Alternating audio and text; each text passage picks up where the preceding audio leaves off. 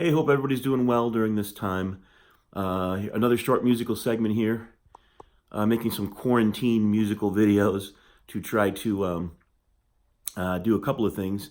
Give you guys some entertainment, some education, something to do while you're sitting around, maybe thumbing through videos on the computer, and also by way of getting me back into some musical activity because it's been quite a while. We had some changes in our life the last couple of years and going back the last decade where I had to put some things down, and I'm starting to pick them back up again. And I guess I'm kind of letting you guys in on that as I do it. So today's brief quarantine music video, some of these are going to be like little lessons, mini clinics. Some of these are just kind of a show and tell or presentation of music. Today's video is on the Cajon, which I see a lot of people playing nowadays. It's become a very popular acoustic instrument to use in unplugged situations and that sort of thing. Sorry about the shaky camera, but I don't want to say people are playing it wrong. I just see room for improvement in Cajon technique. So this is going to be a little bit of a presentation of what the Cajon is, how it works, and some basic practices you can use to get some good rhythm out of the instrument. And that's my dog Finny in the background, if you can hear that. Okay, the Cajon is a box drum that was, well, Peruvians and Cubans will argue about who invented it. But actually, there's a square drum in West Africa. I forget the name of it, but it goes back quite a long ways. So who knows who kind of came up with this idea. But I know that during the times of, colonial times and slavery and all that sort of thing, here in the U.S. and in the Caribbean and the colonies and in South America and Central America, people were not allowed to have their rhythm instruments. The colonists knew that Africans, West African heritage people especially, could communicate with drums. So they banned it. The only place I have ever heard of where it was allowed was in New Orleans on Sunday, at a place called Congo Square. They allowed drumming and dancing, which interestingly enough is, the birthplace of jazz, right? So anyway,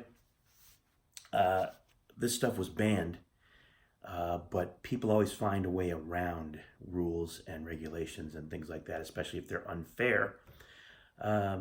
So the people figured, you know what, we'll use boxes, we'll use shipping containers, we'll use crates, we'll use pots and pans or whatever.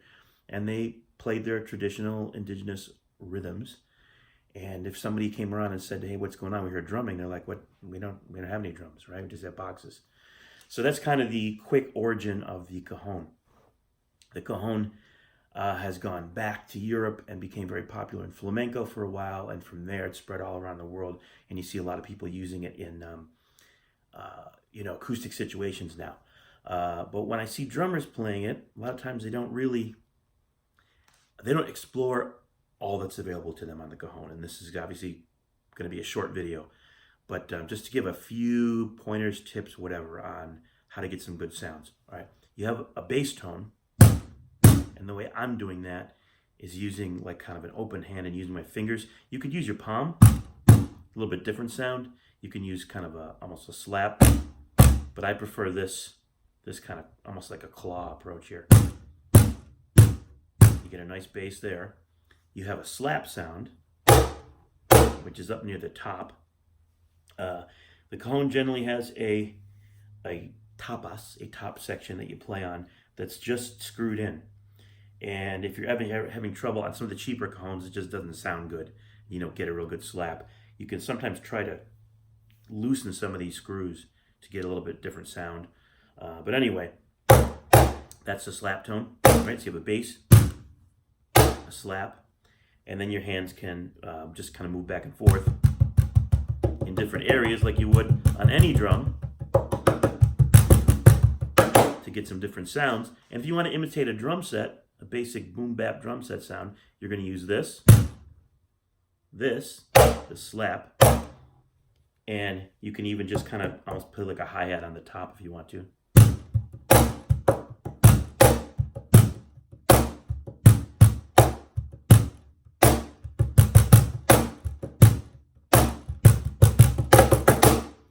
So I'm going hand to hand. I see a lot of people doing this, which is okay. First of all, the sounds aren't great. Second of all, you're going to limit yourself if you're trying to keep this hand in this zone and this hand in this zone. So you're not really playing drum set. You don't have sticks. Get used to the idea of moving your hands. And then if you can play basses here and slaps with both hands up here, then you can play some stuff.